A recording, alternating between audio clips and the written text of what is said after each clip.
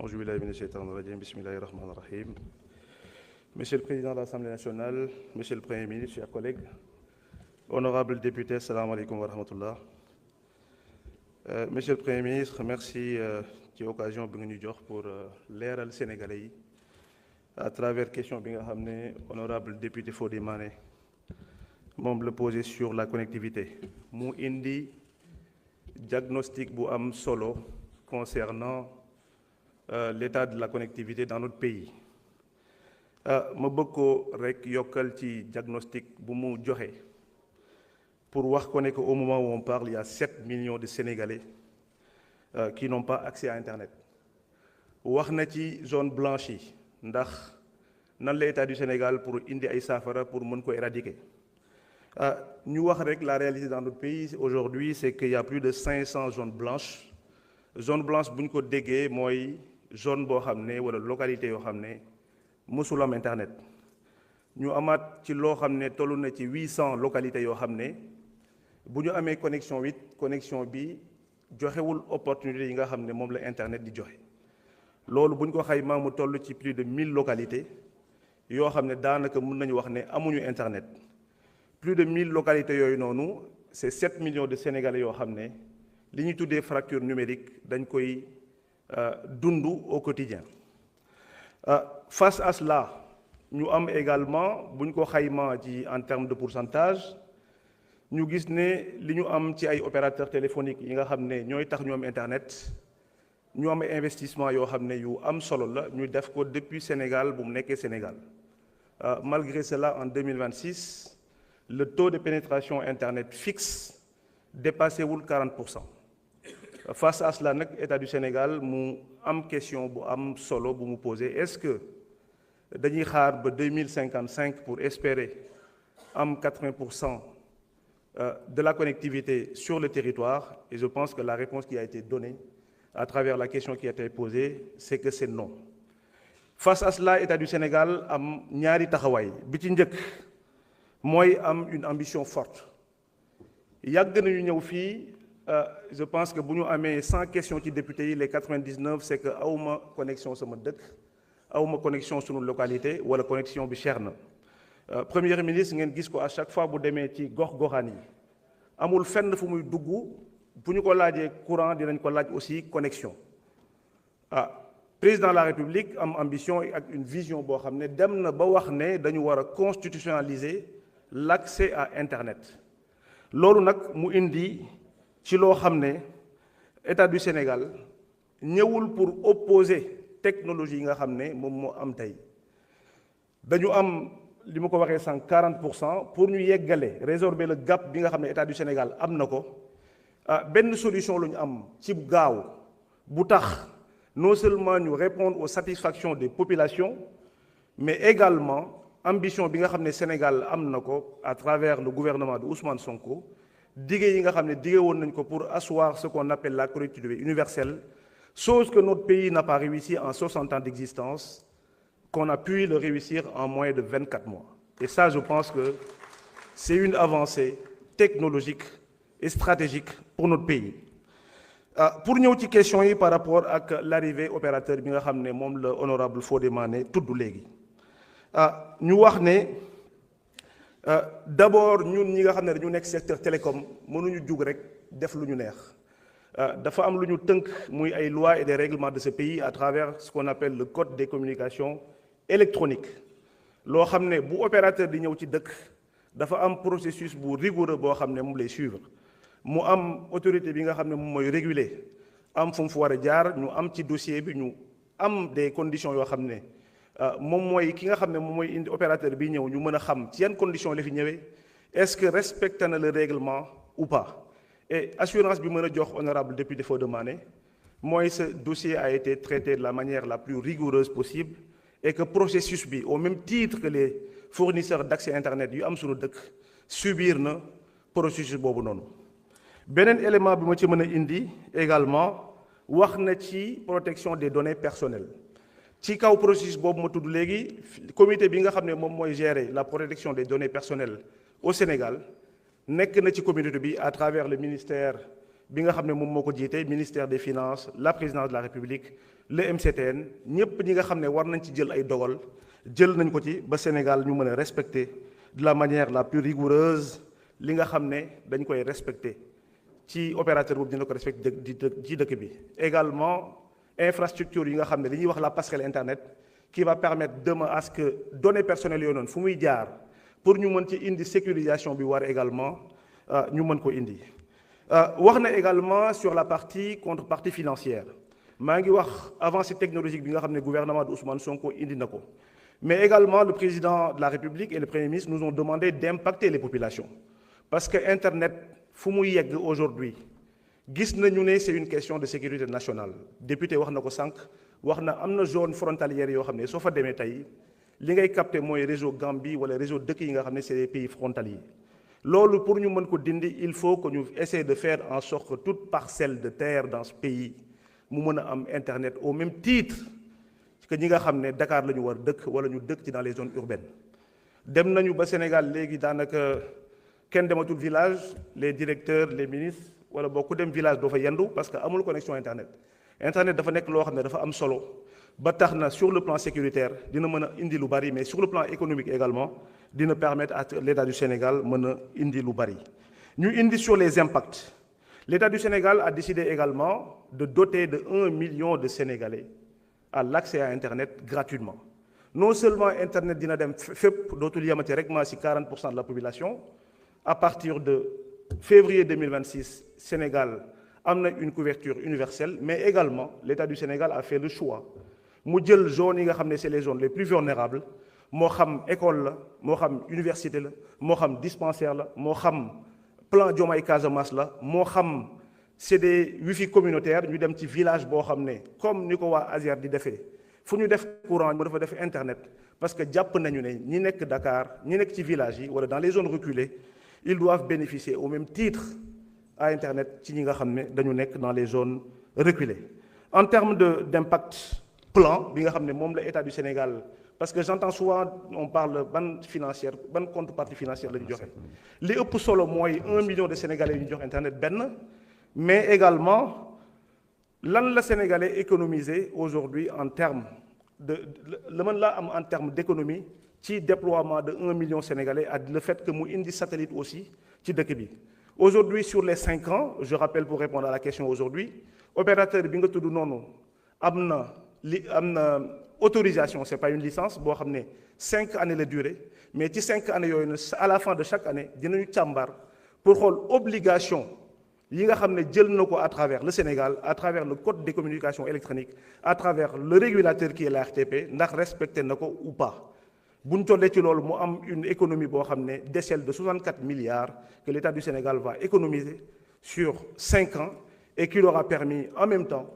mu jox Sénégal yi nga xam ne peut-être seen loxo jotul seen ginnaaw noonu ñu jox leen ci toll ci 1 million de Sénégal moo xam ci collectivité territoriale yi lay doon moo xam ci àll bi fépp dinañ fa ubbi Internet et faire bénéficier incha allah 1 million de Sénégalais l'accès à Internet. Pour finir monsieur le Premier ministre par rapport ak wàllum cybersécurité bi juste rek pour wax ne honorable député Starlink ce n'est pas une fin en soi c'est un outil d'une stratégie nationale et cette stratégie c'est aucun Sénégalais vraiment aucun Sénégalais ne doit rester au bord de la route numérique ci wàllum cybersécurité bi loolu aussi ñu ci wax de manière très sérieuse parce que nekkul question boo xam ne question bu isolée la su ngeen gisee rek semaine bi ci ginnaaw li ñuy tuddee DGFIP muy la direction générale des finances publiques de la France mu méngoog suñu DGID semaine bii ci ginnaaw rek jël nañ fa lu mat des centaines de milliards de données yoo xam ne ay cyberattaques ñoom ñoo ko jël dafa nekk lu may minimiser wala nekk lu may xeeb wala nekk lu may wax ne Sénégal daf ci bañ a jël ay matuwaay li ma ci mën a wax loolu mooy c'est un phénomène qui est là boo xam ne qu'il faut combattre nous avons hérité li may wax une dette cyber. Merci monsieur le ministre. Merci waaw xam naa dinaa ñëwaat peut-être que su ko tànnee. Monsieur le ministre du Transport.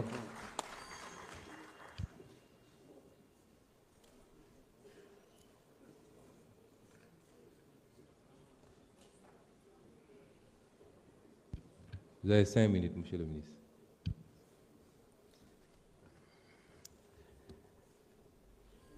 Monsieur le Président de l'Assemblée nationale, Monsieur le Premier ministre, chers collègues, honorables députés, damay ñëw pour tontu ci ndigalu Premier ministre question bi nga xam ne honorable Dieye posé na ko muy question boo xam ne moo dem ci wàllum sécurité routière ma koy dëggal ne li Sénégalais yépp gisandoor gouvernement teg na ci bët am na lu ko metti tàmbalee ko ci président de la République ba ci premier ministre mi toog fii bés bu yàlla def saa yu ñu gisee ci réseaux sociaux wala suñu service bopp remonté ko mu daal di ma saisir waaye ginnaaw da ngeen ñu fiy teg leen ñoom ñu yóolu ñu teg ñu fii pour indi saafara li nga xam ne mooy mbébétu Sénégalais lii jéggi na dayoon nangu nañ ko metti na dafa metti fi yem waaye am nañ yéene ak pas-pas taxaw ci ndigalu premier ministre pour indi ci saafara bu ci njëkk naam dinaa weccoog yéen mesures conservatoires yu ñu jël pour stopper cette hémorragie waaye gouvernement nu muy doxee dafay ànd ak planification am gis-gis am loo teg pour dérouler ko bés bu la dara dabee lu mel nii nga wàcc ci loola ñëw def taf yëngal lu bëri rattrapé waat la moo tax dinaa weccoog yéen ci 5 minutes yi ci fànn woowu lan lañ jël ci mesure conservatoire waaye may fàttali leen lan mooy mesure structurelle yi nga xam ne buñ ko doxalut ba mu mot sëkk lii danañ ko faj tey mais dans 2 semaines dans 1 mois dafay ñëwaat ci mesure conservatoire yooyu dañoo gis ci accident yi li ci gën a bëri oto yi nga xam ne yooyu la ñu tuddee minicar am 12 à 19 places moom lañ ci gën a tudd moom lañ ci gën a gis te accident yi garaaw lool ñu seetlu ni ñaari motifs principaux ñoo waral accident yooyu ci anam yu accident yi di amee da ngay gis oto bi dëpp na da ngay dëgg ne am na collision ñaar yooyu boo ko additionné égal excès de vitesse may wax ne le parc global des véhicules de 12 à 19 places mu ngi toll ci 4800 véhicules en circulation au Sénégal ci 4800 yooyu li gën a bëri ñu ngi koy enrôler ci diggante Thiès Kaolack Diourbel ak Dakar plus de 60%. lu tax ma joxe chiffre yooyu dafa am solo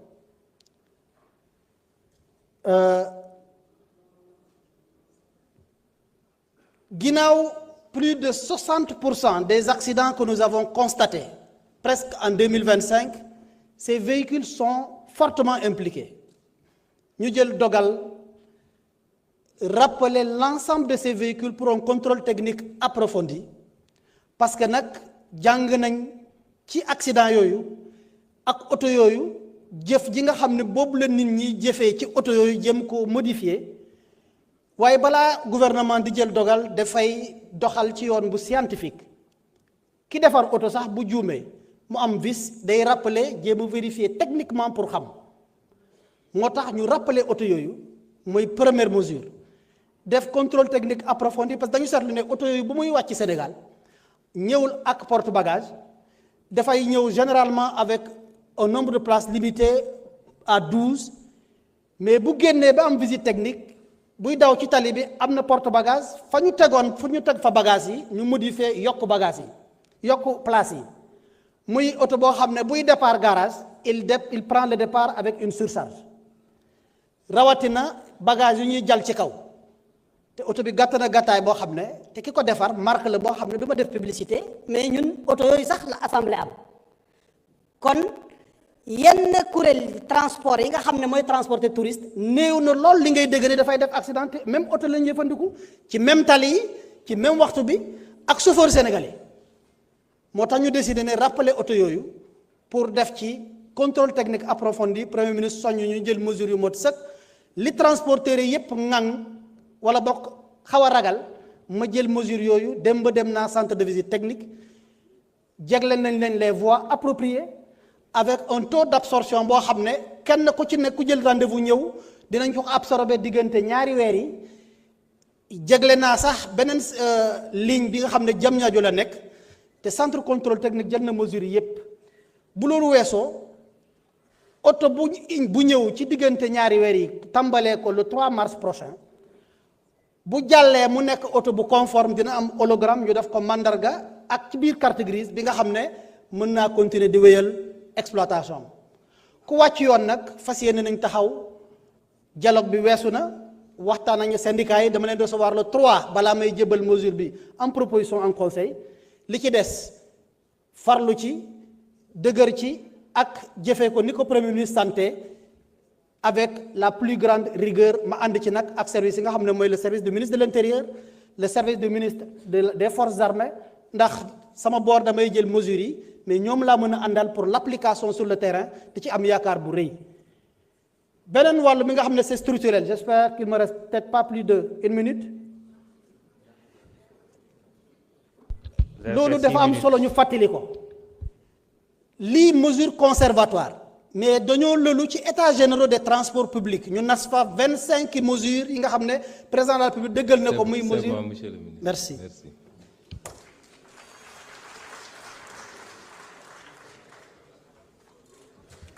jërëjëf